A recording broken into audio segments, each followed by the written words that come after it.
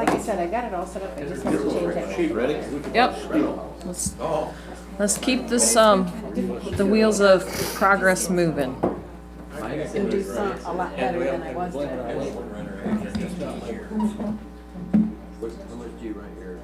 Alrighty. So next on our agenda is Mr. Eric Heckman from Tower Pinkster to present us a community forum draft presentation. I've asked him to come today so that we can get this in our minutes and make it available for our community to watch online and study so that we do not let the crisis side rail us or sidetrack us from this process. So, Eric, the floor is yours. Great, thank you. To recap our process, today was to be the day to review a draft, which you should have all received in your packets. The intent was to get any comments or feedback from you or edits that would be required for the March 19th Community Forum, which has been canceled. So the next step in the process, we were going to have that community forum to give you another touch point with your constituents, and then on the 14th allow you to make a decision to either put something on a ballot for an August election or not. That begins to butt up against the clerk's time frame to get something on the ballot. In lieu of that, we're going to go through this today. I can still take your comments. And we can then edit it, and you can publish it with the words draft taken off of it, and we can go through it in that fashion. Do you want me to go through it as though we were presenting it as a community forum, or would you like to jump to the parts that are new to you? I would like you to proceed like you were presenting it at the community forum. That way, the presentation in its entirety is in the video archives, and anyone who likes to view it can. Okay. So the community forum was basically, this would be community forum number 3. There's an edit that I picked up already that I didn't send to you.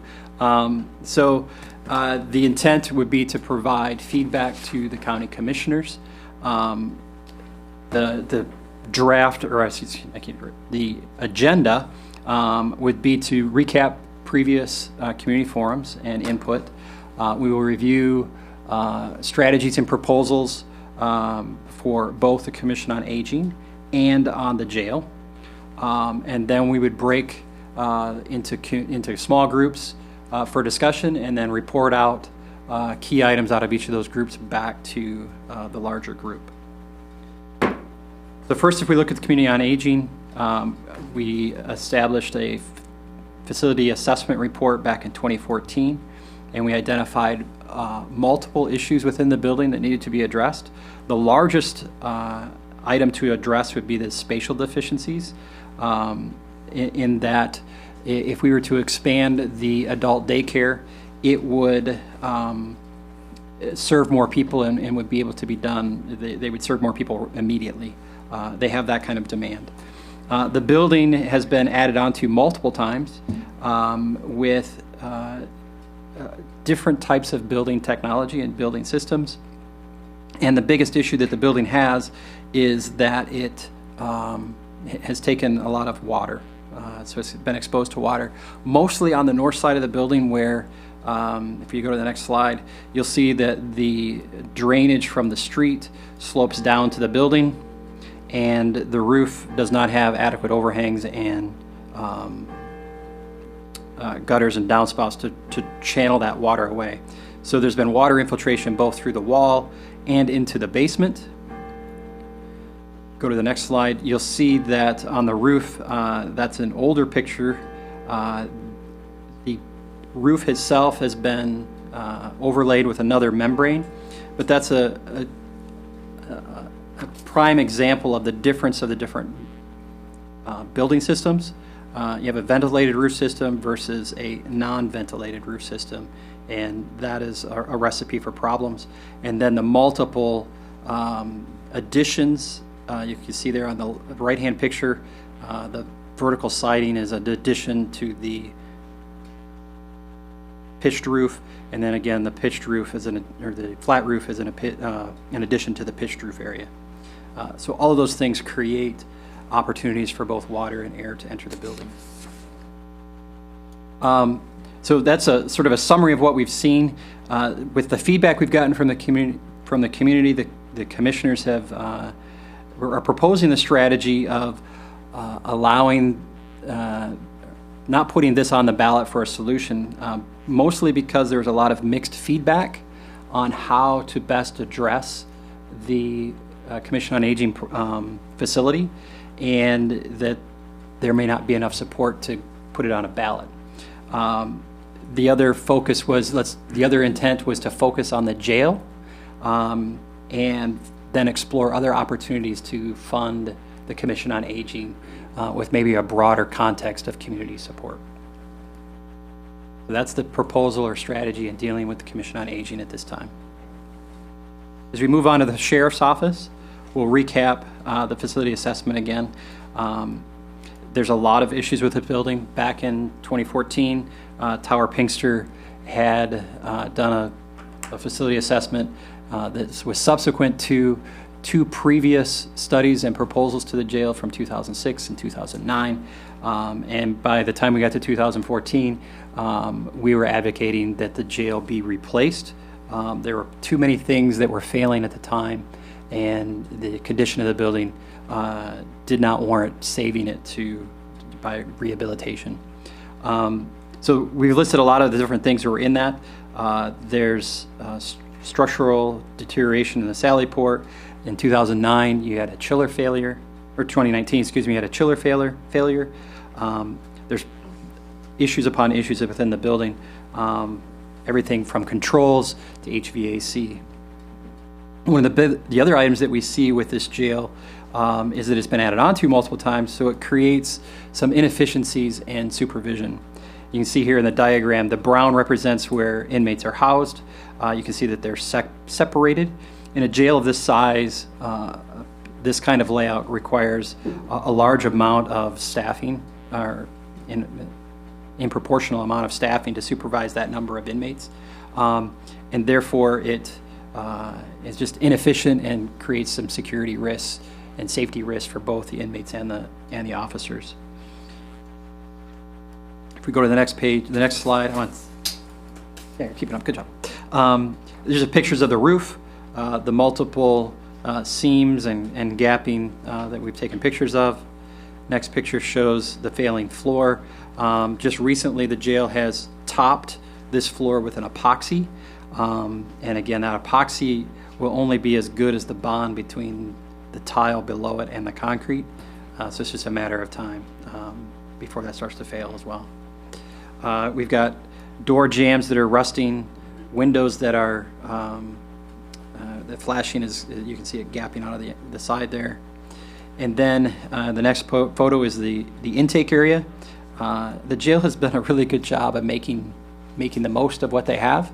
That area there on the left is the intake area. And you can see that it's been built with plywood and a countertop. They've run out of storage and locker space for staff to the point that they're building makeshift closet areas out of plywood in the areas. The picture on the right is one of the intake area, or one of the outside the pods. Next slide shows storage in the basement, which they're just making do with whatever they can with the space they have. The door hold open there in the center picture, partly because the hardware that was initially installed is no longer being made, so they're making do with whatever they can to make this all work. The HVAC, or excuse me, the plumbing there that supplies to each of the cells, it's showing its age. The next picture is a sally port. There's been some patching done in the structural area below the sally port. The threshold in and out from indoor to outdoor has rusted away completely. There's actually, the picture on the left is the space below the picture on the right. And then the site concrete and asphalt is spalling to the point that it's going to be a complete failure here soon. Exterior light that's rusting through. The storm system there on the right-hand side, you can see that the water has to fill in and around the inlet before it actually gets into the pipe because of the failing asphalt. The next picture shows the original jail controls, which is similar to that of a light switch, where you push the button and it releases the door, but it doesn't really give you much feedback on whether the door is open or closed or the status of the door. The picture on the right is not that old. In fact, that was installed in 2009, 2010. So that's already 10 years old technology, and you can see the difference between the two security control systems. To recap the demographics, I've narrowed it to just the 3 primary slides. The first is the history of the census the history of the census and the estimates between 2010 through 2018. Go to the next slide. We can see a total of that as we go into the projection. As we project forward, there was an estimated projection done by the state of Michigan just last year in September, and they projected the population out through 2045. And this projection, we've broken it down into the age groups, under 18, 18 to 44. The blue is 45 to 64, and then the top green is the 65 and older. When it comes to the jail, we want to look primarily at the pink and blue portions, and most importantly the pink. A majority, 75% of statistically inmates are in that pink area. So and what we see is that pink area is remaining it's rising, but if you go to the next slide, as a percentage of Berry County population, the expectation is that it'll actually shrink as a percentage of population.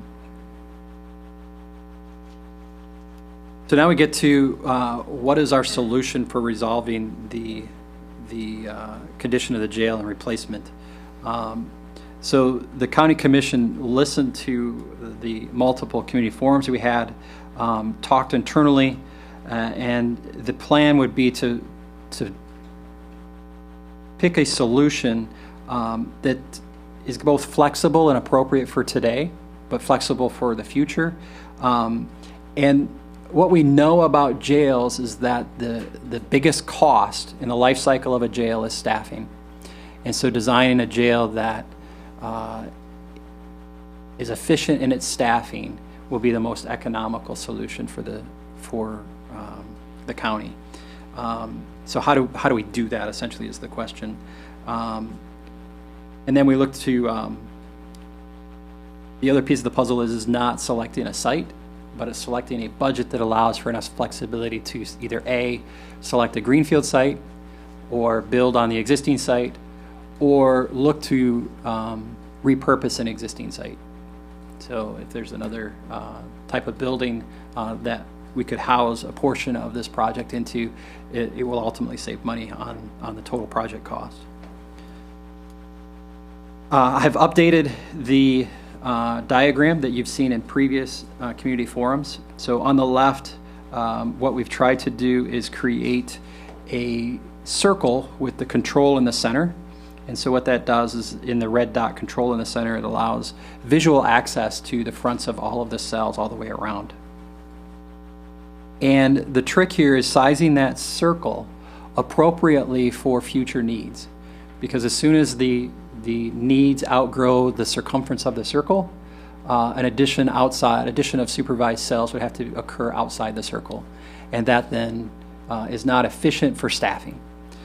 So the approach would be in an indirect supervision pod that we would divide that circle up into, as you see there, 7 pods, with the white box being a future pod that you would build out in the future.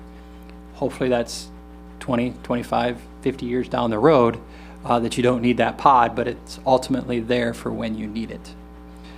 The other trick with a jail of this size is we need to have enough different places to put different types of inmates. So as we make the circle smaller, we still end up with anywhere between 7 and 8 pods to do the classification needed in a jail. because we have maximum, medium, and minimum secure inmates that we have to control and keep separated. And then also in calculating jail size, we need to account for flexibility of that classification. So we typically will target 10% of empty beds, essentially, of your average population. So if you have 100 inmates, you're going to need 110 beds. If we have, I think we're in an 80 range, we're going to need somewhere in that 90 beds. So that's the idea behind this design. The other idea is that if you notice in the flow of this, inmates will come in through the receiving area, go through intake, and move all the way back then into the housing. So it's a linear type of arrangement and organization of the building. And then we shift the office space to one side of that, and then the back of the house to the other side. Therefore, the plan is organized in the way that is efficient for both inmate and people moving and supervision and product movement.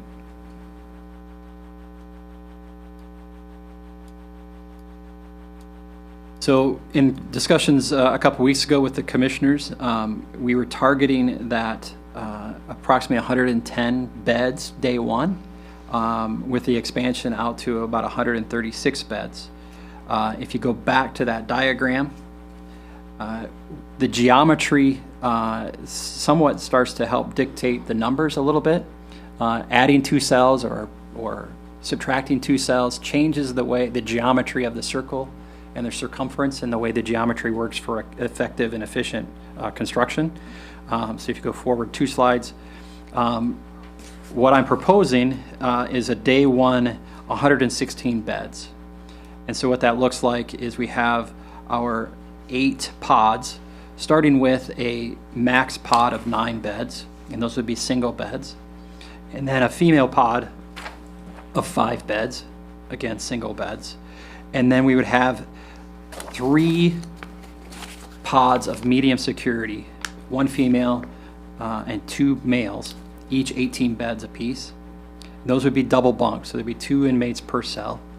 And then the low, we would have 2 dormitories of males, each with 24 beds.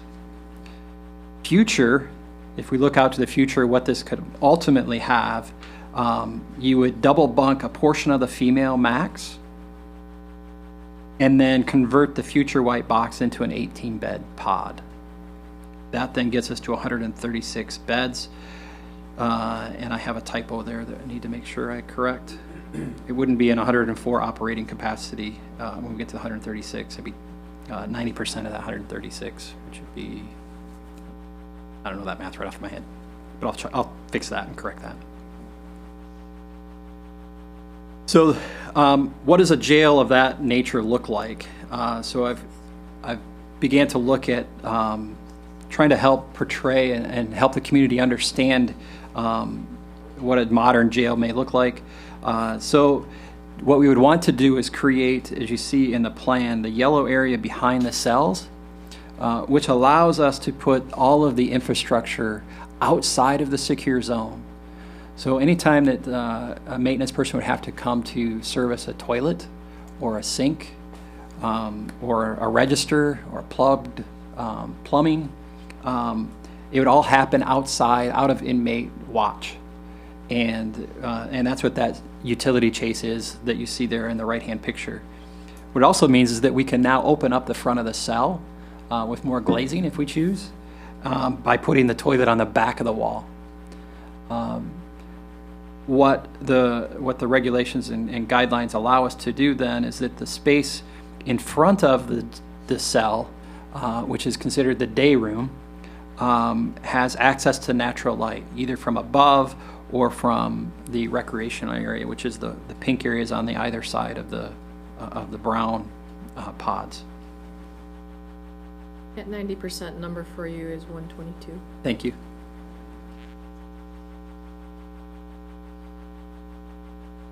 We go to the next picture. So that fresh air requirement, what we're finding a lot of Michigan jails are doing is when it's used, you open a rolling door, an overhead door that's up out of inmate reach, and that has the the cane screening or security screening. So they get the fresh air inside that space. You close the door, and that space becomes either programmatic space or space that can be used as recreation space in inclement weather. The beauty of it is that all of those purple or violet colors there on the diagram are directly attached to the pod. So it's just a matter of the control officer saying, okay, rec is open, clicks the door, and that pod can then use that space. As you see on the right, there's a glazing between the day room, so the picture on the top. On the right-hand side is the recreational space. On the left-hand side is the pod, and you can see the fronts of the cells there. A typical cell would be glass, and you can see through to the back that the utility chase on the back allows access visually to the entire cell. And we would then put food pass doors. Typically we put those just on the max because usually medium and low inmates are eating in the day room themselves. But we can look at how many of these doors end up with the food pass device on the door. The next picture shows, again, more pictures of the recreation space and how it's used in its relationship to the day room. That is essentially how inmates get their daylight. So there's no longer a window within the cell that they can pick at stuff, play with stuff, beat on it. So it really puts things more in control of the officers. The next picture is the central control area of these pods. So it would be similar to what you see on the right-hand picture. It would be slightly elevated. So when standing in the control area, your view out would be similar to that on the picture on the top, which allows you visual access to the top mezzanine cells as well as down into the lower cells. So it's kind of at that split level height. We try and get the eye height, we study it to get the eye height right to see visually into both cells. The next picture is intake. This is what a contemporary intake would look like. You would have a book, this is much larger office actually, but you would have a space that an officer could work to process inmates in, and then have holding cells visually accessed from that officer at the desk. So it'd be fully glazed fronts to those holding cells before they get processed and put back into housing. And then the picture on the right is property storage. So one of the key things in a jail is what do you do with all the people's property when they get booked, and how do you organize and store that in an organized manner. And ventilation is usually a key element in that space as well. Then the last space to talk about is the vehicle sally port. That is a crucial space in getting inmates into the jail. So once somebody is arrested and they're brought to the jail, they go into the car, and by the time they get to the jail, hopefully they've calmed down, but sometimes that doesn't always happen. So that's a space that sometimes things can happen as the reality of going to jail starts to set in. So we typically want that to be a generous space, allow enough space for conflict to occur and get resolved, and enough space for multiple vehicles to be in there at once. Then the other two pieces on the photographs or on the slide is the laundry, providing laundry with commercial-sized dryers and washers. And what we have been doing is utilizing ozone treatment to reduce the amount of hot water that jails use, because there's a lot of laundry typically in a jail, washing of sheets and uniforms and clothing, and utilizing an ozone system typically like a hospital and hotels use reduces that energy cost dramatically. And then lastly, we would employ video visitation at the new jail. So inmates again would not have to move. They would have a video visitation station within the pod, and family and friends would come to the video visitation area within the offices or within the entry. Progressive counties across the United States have even gone to the point of connecting that out through the web. Obviously there's risks and things that would have to be resolved if that were something that the county wanted to pursue. I've yet to see anybody in Michigan do that yet, so I don't know if that's something that's making it into Michigan. But it allows that connection without contact and without movement. And the last slide then is, if we were to put it on the existing site, this would be the orientation that I would explore first in designing it on the existing site. Capital financing, review again how bonds are or how this would be financed. So they would be general obligation bonds, which is the county would basically sell a bond, which is an investment by investors. It would be paid back by taxing its citizens. Ideally, what I've heard lately is that the bond market is really, really good considering where the stock market is right now. Last I heard, it was below 2%, so that's really good. They're paid over a course of term, and that term is defined by how you want to go out and sell the bonds. And then the millage and tax rate is used millage and tax rate based on the taxable value is used to repay those bonds. So the bond payment doesn't change, but the property value within the county might change. But we're going to continue to make that payment every year, and we'll plan for that increase in taxable value across the county in setting that millage rate. So the millage rate estimates, we've looked at a 25 and a 20-year millage term for $25 million in capital. At the time, we were using 4% interest rates. Again, the current rates are around 2, I think. And we're estimating the increased value in taxable property tax or property value at 2.5%.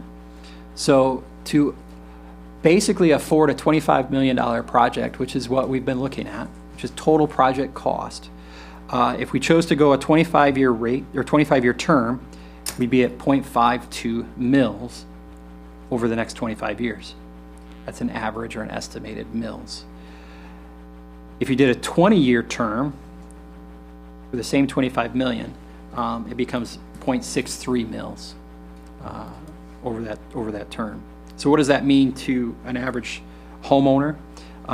If your property value or your market value was $75,000, the taxable value is based on your state equalized value, which is typically half of your market value.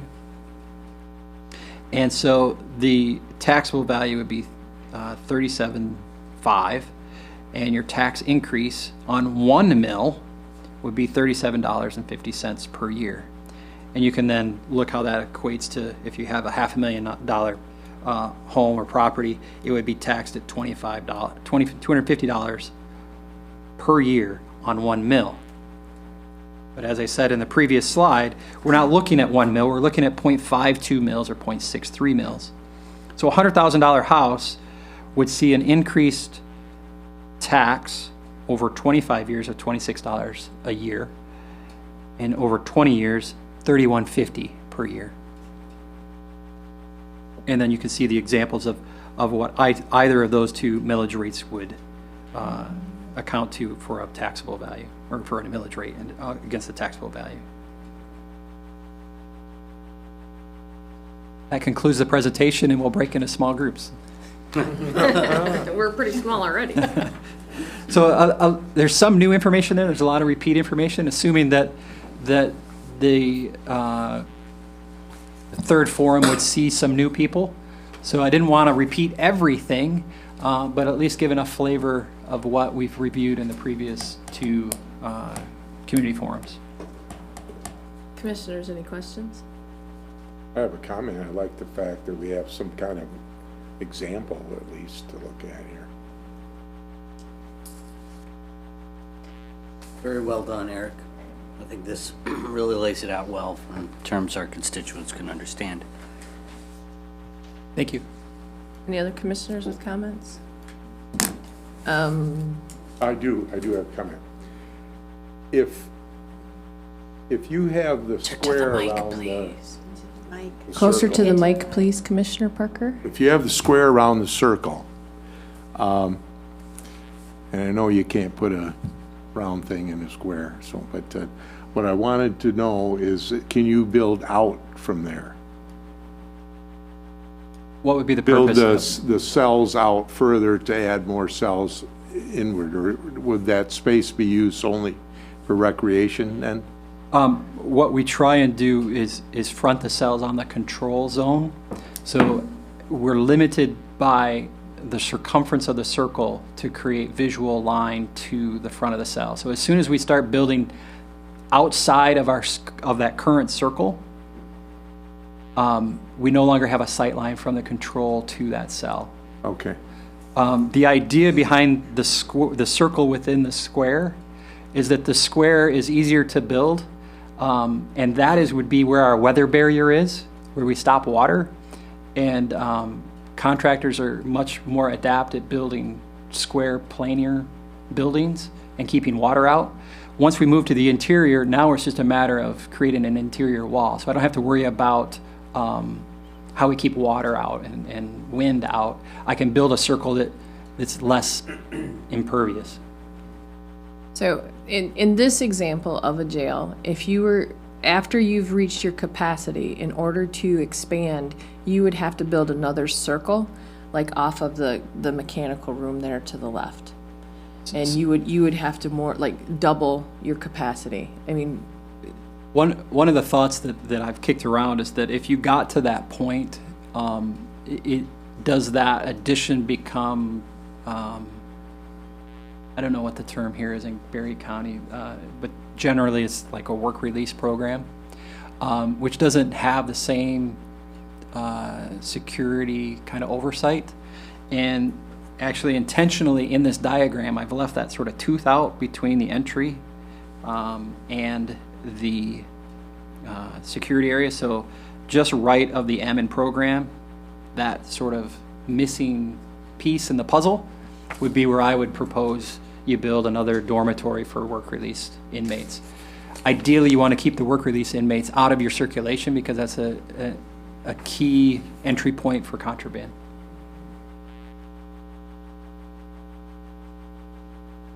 go ahead. That AHU, that's in, Air handling units. okay, so, but if they need to service the cell, is that the area where they would service stuff behind? Correct. So Yes. that's this, it kind of, even though the circle is in the square, but you still need that area. Correct. Okay, When we do direct supervision cells, we'll put two pods back to back. If you go back to page, I don't know which one it is. If you go back to the one with the cell with the chase in the back, that is a. Keep going. Right there. So that's an occasion where we have direct supervision and we put cells back to back, and the day room is on the other side. okay. And that's how those cells are serviced. The diagram that we're proposing is more of the indirect supervision route, which is where the officer sits within a control station behind glass and supervises the inmates. Thank you. Welcome. Thank you. Anything else, commissioners? Anything from our audience? Yes, Carrie? I'll talk loud, I promise. I just have one question, being as I'm the public defender. On this diagram, how many attorney-client visit rooms would there be here? Because we're required to have face-to-face. So that's one of the questions I know the attorneys have been asking. So I thought I'd ask while I had you here. We haven't gotten to that level of detail, Okay. but it would in all likelihood resolve itself somewhere between the intake and offices. That's through the design process. We'll get that process into this, but that's typically where we would see it, near the release point. Okay, thank you. And Sheriff Lee, if you have anything? If you're building the new jail, would it be able to be compliant with people who have disabilities? Absolutely. So you would be able to house somebody who is in a power chair or a wheelchair? Yes. Not compliant, no. No, I know you're not. Any other questions from? gallery. I'd like to hear from our sheriff, what your thoughts are on it. Oh, my thoughts are more detailed in this right here. Bond system, I've been to some jails that have that, they like them.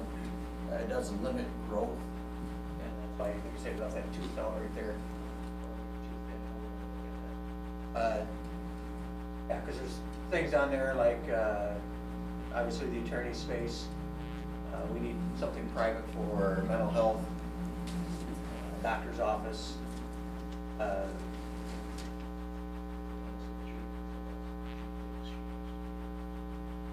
Basically the classroom space, so we can get them out of their cells into a classroom. The walk behind there with all the utilities back there, that's awesome. I wish we had that, because now you have to count tools when they come on in, make sure they have all their tools when they leave, make sure they drop a screwdriver or something like that inside one of the cells. And training room too. It's constant training. We have to give minimum 20 hours of training per correction officer per year now for them to keep their certification. So we, for most of the cars then, we'd have outdoor storage then? There isn't anything for like putting shelter for boats or things like that? Not attached to this plan, correct? Okay. And this is just a preliminary sketch, more or less, of the, it's a concept. Yeah. Once we get down to the brass tacks and we need to have it designed, we can fit all those little extra things in there. But all the items that the sheriff was identifying are in the gross square footage that we're looking at. So Right. it's in the program. I didn't go to the level of detail of drawing each of those items. Larry? Asking for a number of friends. I'm hearing a lot of consternation from people that I thought would be in total support of this. Very concerned, when are we gonna have a detailed plan? Is that gonna happen after the bond passes, or the village passes? That would be correct. Okay. And we're not gonna have a location for this facility until after the village passes again? That's the current strategy, correct? Number of people that are not in favor of that. Larry, let me tell you our thinking behind that. So, to pay for an architect to draw up the exact plans with all of the spatial requirements, all of the details, it would cost us close to $500,000. And then to decide today where we want to build this, say we decide that it doesn't need to go on the current site, say we find another site, and we say we want to put it here, and we enter into a purchase agreement for that property, and it's contingent upon us passing the millage, and then something happens, then we have to renege on our contract. So it's just like buying a house. It's just like, this is like a pre-approval process where we are asking for permission to move forward, but I've already been chastised for spending as much money as we have on this process. If I spent the $500,000 for all of the soft costs, speccing the property, paying for the architect fees, and some of those other costs, then I'm way over the budget that our county is going to spend frivolously if the millage doesn't pass. So what we've already spent on this process is seed money, so to speak, to give everybody a picture of what we're planning to do, or we would like to do. I just can't see spending that next tier without having approval or a pre-approval from our citizens to go ahead. I'm trying to be frugal with the county's money. As much as I would love to have all of the details for everyone, I think that that's an exorbitant cost at this time without the approval to move forward.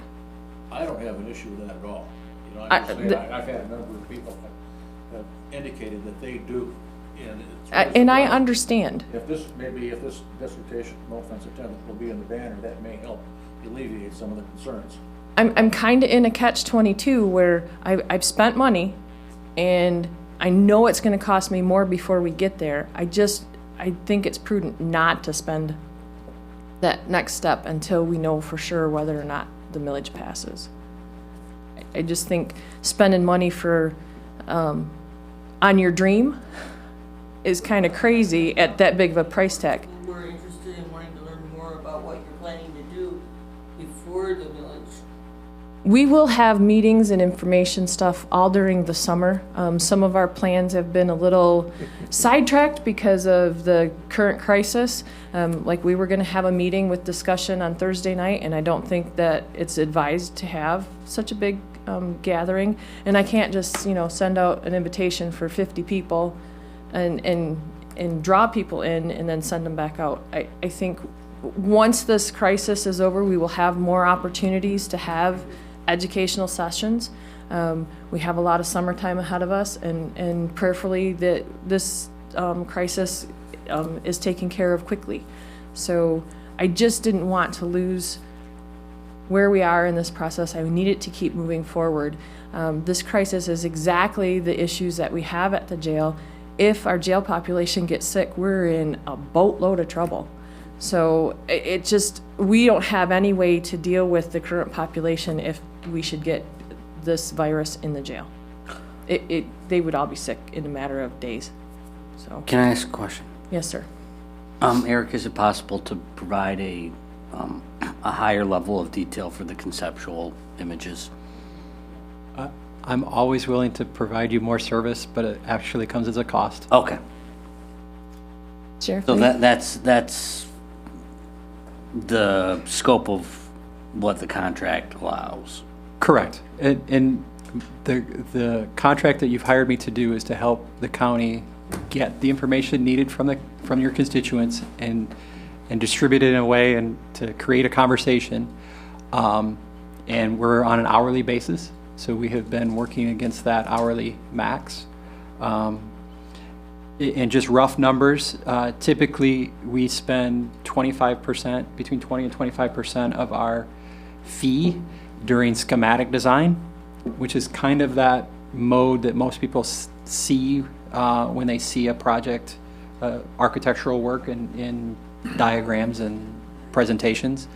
And that would be between $300,000 and $400,000 worth of work based on the budget that we have right now. My question. Commissioners have anything? Sheriff? Figured they didn't include in the contract, nothing was in there about scoping out land to see if it was fit. I think that will have to wait until the millage is I mean, we can spend the money on the spec cost, but that's spending money that we still don't have approval to I'm spend. just saying, that wasn't included in his contract. No. Okay. Any other questions? Thank you very much, Eric. You're welcome. Be safe. Thank you, you too.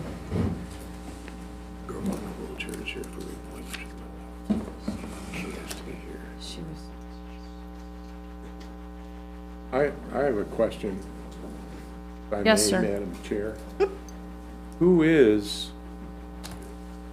scoping out possible other locations? Who's doing that? I think everybody has been doing it. I think, I haven't been involved, and I'd like to be I don't think involved. that there's been a public approved committee to do that. I think we've all done it independently. Eric has scoped out a few places in the community, but it's not been part of our presentation because the more we talk about different locations, or where we are, the more the different locations prices change. And so rather than. Change to go up. They go up, exponentially go up. I understand that, but. So it's not been part of our public discussion. That is something that the Board of Commissioners can go into closed session to discuss when we get to that point. But until we have a millage approved, there's no real sense and urgency to go look at other parcels because we can't act anyways. I mean, I just don't see money in the budget to go buy a piece of ground or put improvements into what we already have if we don't have a millage that passes, because that we're spending money then that we didn't need to. So, all right. Moving along, thank you, sir. Public hearings, we have none. Items for consideration. Do we have- Oh, wait, sorry, Michael, I forgot you. Michael Brown, let's see if I can find my agenda.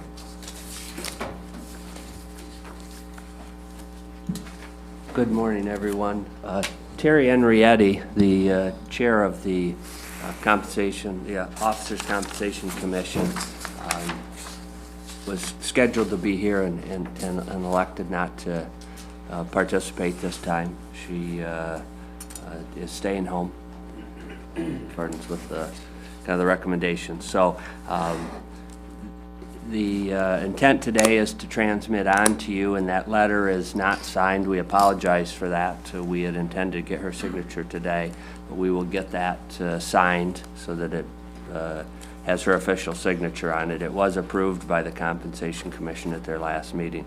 But anyways, the Compensation Commission, the Officers Compensation Commission, has conducted their business for 2020 and have absent the Board of Commissioners rejecting their action, has set the wages, the salaries for the elected officials for 2021 and 2022. So in accordance with the rules, they conduct their business and set those, and they will go into effect unless you as a board reject those. And if you choose to reject those, it's my understanding and recollection that you cannot set something else. The existing compensation remains in place for 2021 and 2022. So by establishing the Compensation Commission, you are in a position you either reject and they stay the same, or the action of the Compensation Commission goes into place. So real quickly, and I'm trying to put my finger on the letter, you should have a copy of that, of the correspondence from the Officers' Compensation, and specifically Terry Henrietti to Chairperson Wing setting the salaries. I'd be happy to go through any of those in detail if you'd like and try to answer any questions. I attended all of those meetings. We had a few of the elected officials there. I thought it was a fairly robust process again this year. They were very efficient in their meetings. I believe they met 4 times. They had one additional meeting scheduled that they did not need. We had interviews conducted where each of the elected officials were allowed an opportunity to come in and make a presentation, make sure that all of the Compensation Commission members were familiar with the duties and responsibilities. My office assisted them in collecting some data for comparable purposes. In numerous cases, even some of the committee members themselves, who, if you'll recall, are non-compensated individuals, chose to reach out and do some additional data searching. So they were very engaged and active in the process. And then we had, if you may, a veteran group. There was one member that was new. Otherwise, the other 6 or there's 7 members, I believe, on the commission were returning from the previous board that had set those. So with that, I'll stop at this point and try to answer any questions you might have. Questions for Michael? Thank you, sir. Do we need to act or do anything at this time? It's my understanding you do not.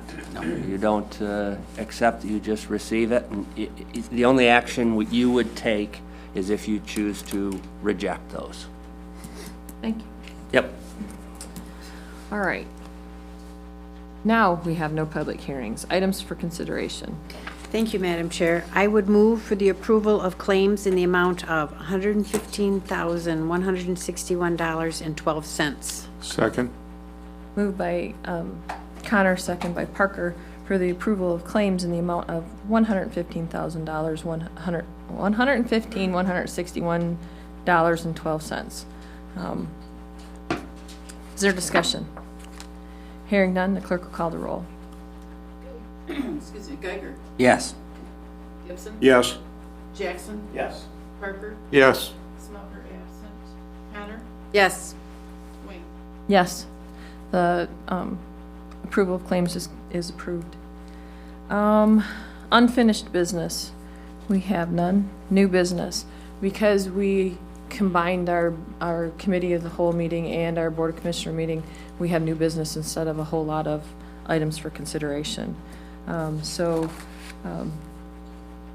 At this time, the board would consider a motion for the approval of the appointment of Jennifer Sheldon as the attorney magistrate.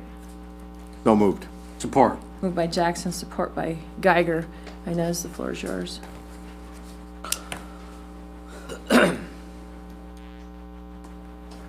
Good morning. Morning. This is basically just a formality. It's already within her job description. And the State Court Administrative Office requires that the funding unit approve the person being appointed as magistrate prior to being accepted into the State Court Administrative Office magistrate training.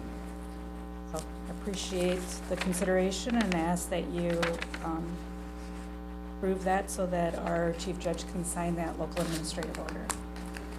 Any questions for Inez? Hearing none. The question before the committee is approval of the appointment of Jennifer Sheldon as attorney magistrate. The clerk will call the roll. Gibson, Yes. Jackson, Yes. Parker, Yes. Smelter absent, Connor, Yes. Geiger, Yes. Wayne. Yes, she is approved. Next on our agenda is Carrie Selleck. The question, and she stepped out on me, so we'll skip that one. Next on the agenda would be the chair would entertain a motion for the approval to restore full-time corrections cook position. So moved. Moved by Support. Gibson, support by Geiger. Matt or Pete? Get both of us today. Woohoo! That's all right, so.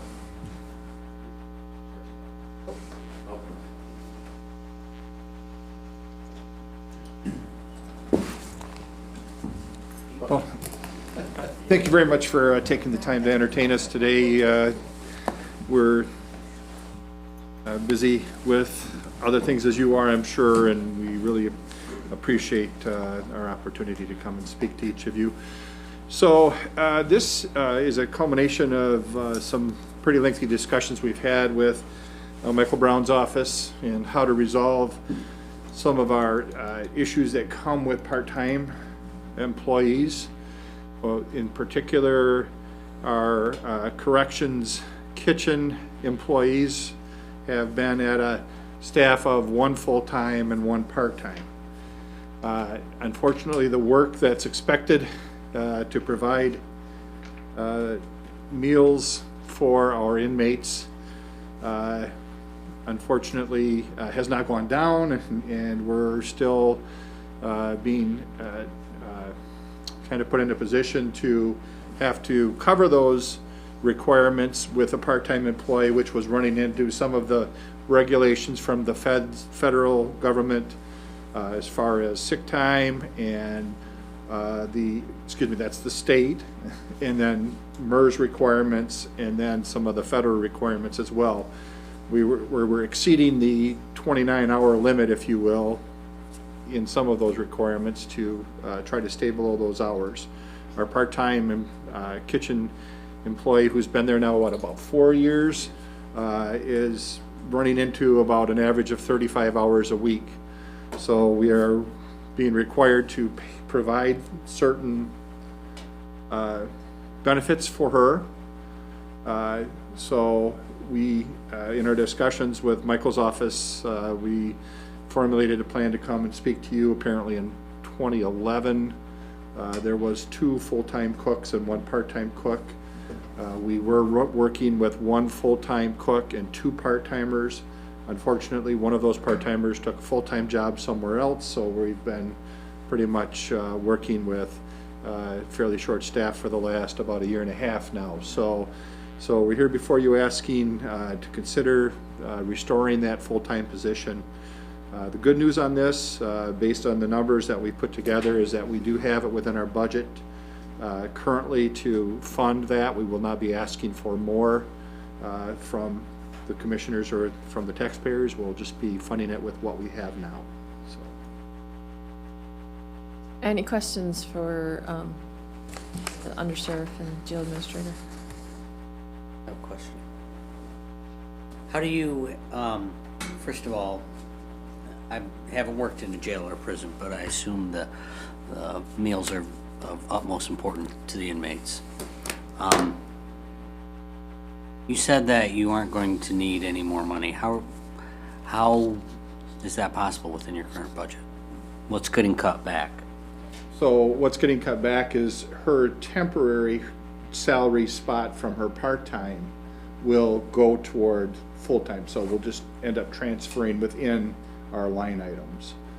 We have, we were sending back a significant amount at the end of the year. Oh, okay. That were unused. So we did have a little overage on most things, mainly because we were working short. So Got it. we do have that little cushion built in there. And you're exactly right, and Lieutenant Nevins can speak to the requirements of meal preparation for that number of inmates. If you can imagine preparing meals for 75 people every day, 3 times a day, that have to meet certain requirements, nutrition-wise, and then with the restrictions of some of the inmates' diets and those types of things, it's quite a process.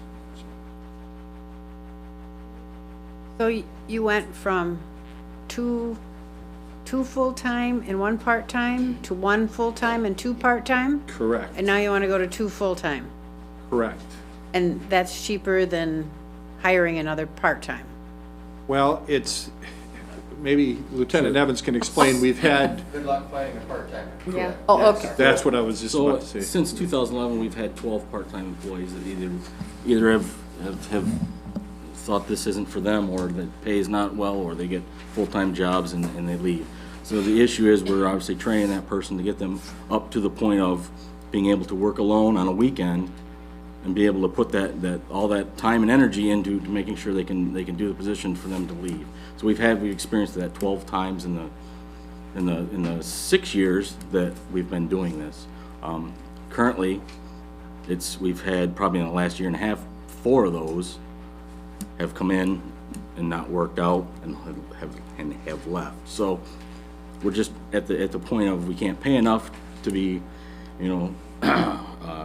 appealing to someone to come in and work limited hours at $12.50 an hour when they go, work somewhere else. So it's kind of the corner we've been backed into with just our 1 part-time. We'd love to have 5, but we can't. We haven't been successful at getting them. That's all. It's a little better when people watch it when they hear that explanation. Any other questions? Hearing none, the question before the committee is to approve, or is it, question before the board is approval to restore a full-time corrections cook position. The clerk will call the roll. Jackson. Yes. Parker. Yes. Smelter absent. Connor. Yes. Geiger. Yes. Gibson. Yes. Quinn. Yes, the item is approved. Thank you. Thank you very much. Thank you so much. Sure. So I request for a break, 5 minutes, and then Carrie will get to you. Sorry, Carrie. It's fine, I had to run back across the street, somebody waiting. We get it, you're working.